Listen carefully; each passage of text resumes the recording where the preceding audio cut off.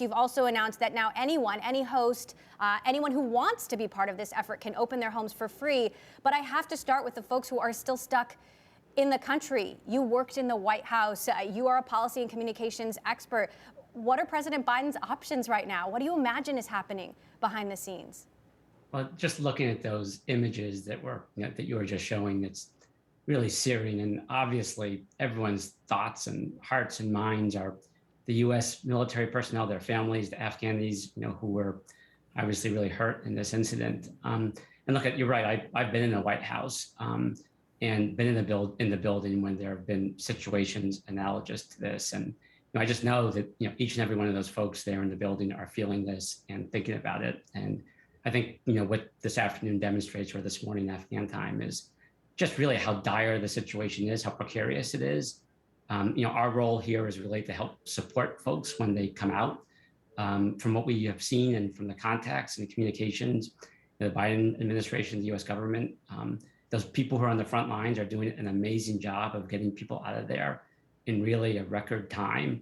And if you think about that hierarchy of needs, obviously physical safety by far the most important. And then after that, it is food and shelter.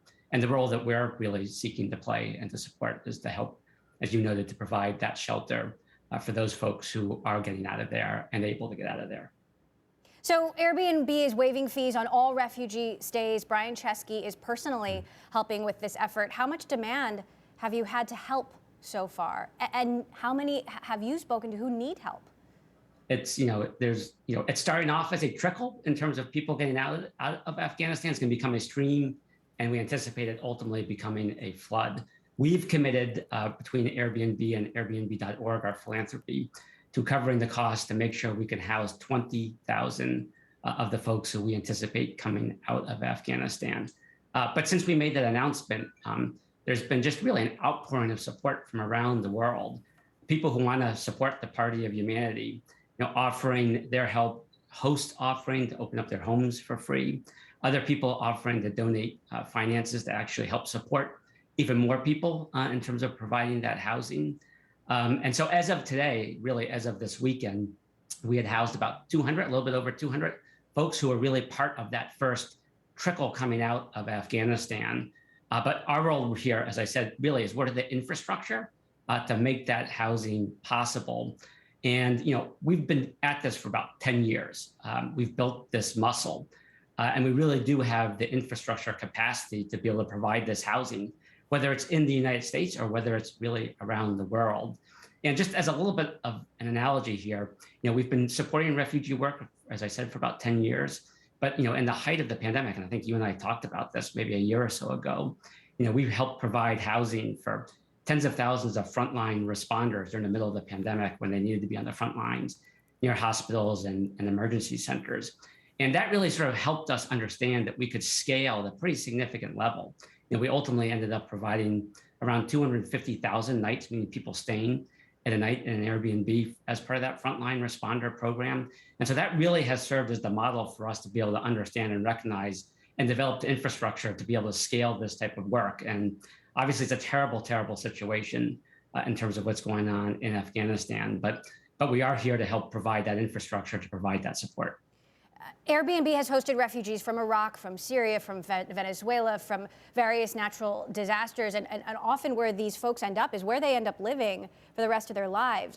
What have you learned about how big and broad the need is? And if folks want to sign up, what do they need to know? So first of all, if you want to sign up, please go to airbnb.org/refugee, airbnb.org/refugee. As I've said, we've had thousands and thousands of people reach out offering to open up their homes, to give money. I even had someone who reached out to us today who's a musician who wants to create a song, professional musician who wants to create a song dedicated to the refugees, have all the revenue go to the refugees. So just a little bit of a sign of how people are thinking about this. And you mentioned our history, and it reminded me of one of our hosts who's here in California, Susan Bailey.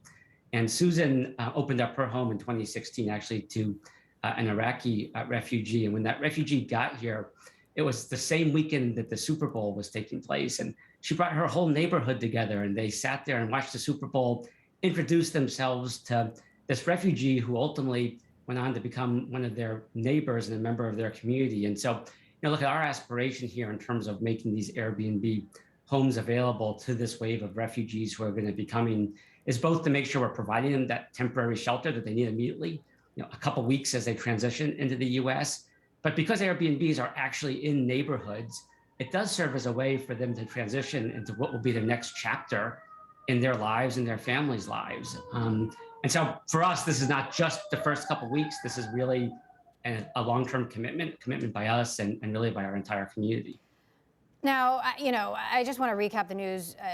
These two deadly explosions in Kabul, 12 Americans killed, dozens of Afghans killed. Chris, when I think about just the images of desperation over the last few days, the people falling from planes, the speed at which the Taliban took over, putting on your White House hat, your policy hat, was President Biden right to pull out when he did? Is he right to be sticking to this August 31st deadline? Should that deadline be moved up at this point? Yeah, again, I appreciate the question. And obviously, I think like all of us, we're following this, hour by hour. What we have seen, from our end in terms of our work with the administration is that, those folks on the ground in Kabul and really throughout the US government, are doing a pretty amazing job in a really difficult situation of getting people out in what by any objective analysis is really record time. Again, our role here is to help provide that housing, to help support what the US government and others are doing. There's a bunch of nonprofits who are participating in this, the IRC, various religious faith-based organizations are helping. And again, we're all watching this. I think we all appreciate what is going on. And I would say, trying to look for the positives, the fact that we've had so many people who do want to help, who do want to reach their hands out, who do want to open up their homes, who do want to find a way to actually play a concrete role to help these folks. I am taking that as a positive in what is otherwise obviously a really challenging situation. Airbnb.org/refugee and other companies have been inspired by what you're doing. Hims and Hers, the telehealth platform offering 10,000 free health appointments. Chris Lehane, Senior Vice President of Policy and Communications, formerly at the White House, thank you so much for sharing your perspective with us. We're continuing now to wait for President Biden at the White House. He will have remarks on the attacks we have seen unfold today in Afghanistan. We're going to bring that to you live. Stay with us. This is Bloomberg.